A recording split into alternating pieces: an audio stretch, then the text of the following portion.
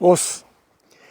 I'm just sitting here in this beautiful, beautiful day in Colorado and just done some internal training with Taiki Iken. We call it hybrid training in Kyokushin. It's a derivative of Ikwan, started by Sawai Sensei Kenichi Sawai, who was one of Kaicho Royama's teachers. So just finished doing a little training and just really, really appreciating the day. And I was just thinking about Budo and the philosophy of Budo. What is it? And, you know, I don't have an exact definition of Budo myself personally. I try to understand it the best I can. It's a philosophy, a martial arts philosophy.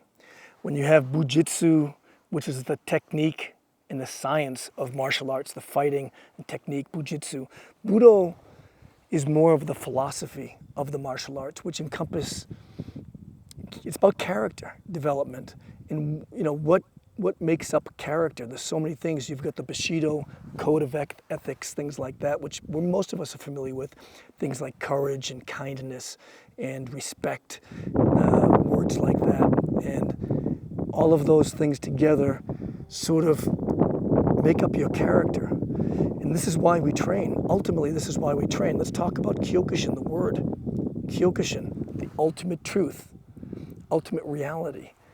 And I like to ask my students, I ask them the question, what does the ultimate truth mean to you? What is it? I have my own definition, but we're all individuals, you know?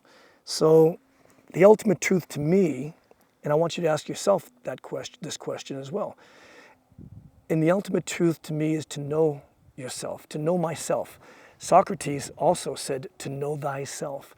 And that means that you are self-aware and of your, you know, idiosyncrasies. You're self-aware of your foibles, your weaknesses. Most of us don't like to acknowledge our weaknesses. They don't like to acknowledge the parts of our behavior, parts of our personality that maybe is kind of unattractive, you know. We all have those traits, you know. The trick is to look in the mirror and observe those traits that we're not very fond of and to acknowledge them and then to actually do something about those traits, you know, to improve ourselves.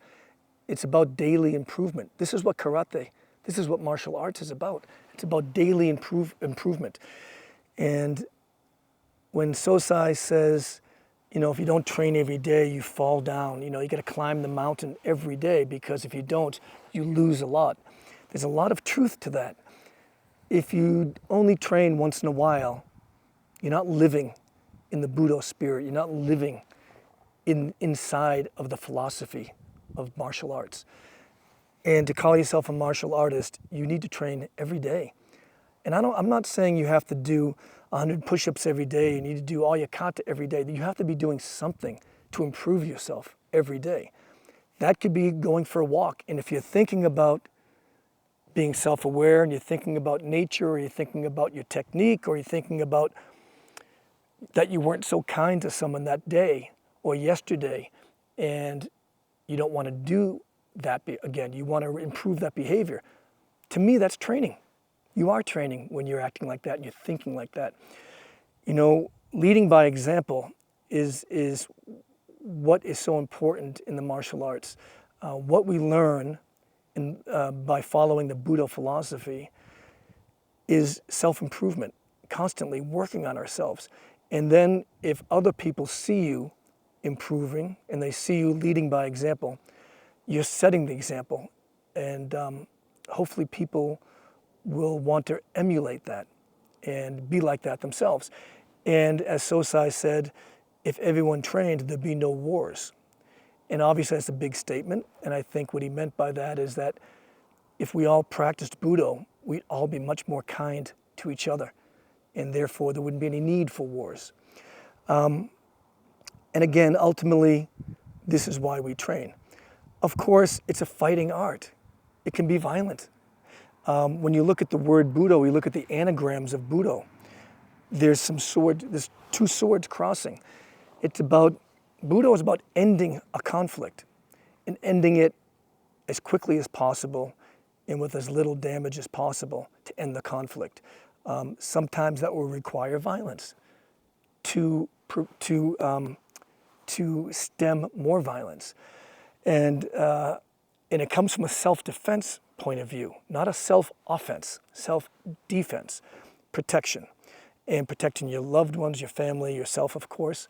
But the reality is, in this day and age, yes, it is a dangerous time we live in, but we don't have to worry about walking down the street and getting attacked unless you're living in a really dangerous neighborhood, in which case, yes, this comes in extra handy.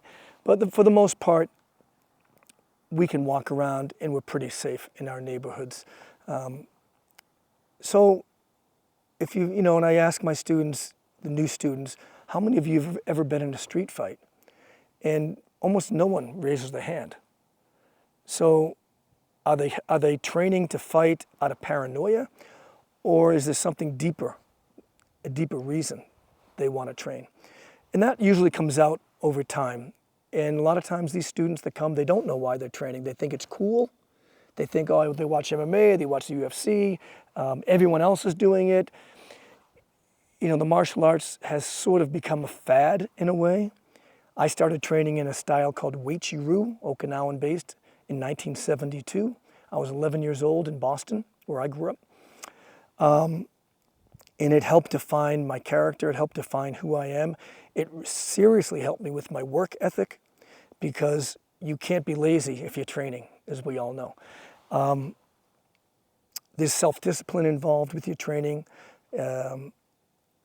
Nothing is smooth, nothing is always like this, but you've got to try to improve yourself. Of course, you're going to have ups and downs in your training. We all have, including myself, where you're burnt out from training, you're tired of training, or something else has taken the place of your training, and time-wise, you just cannot do it at that point in your life.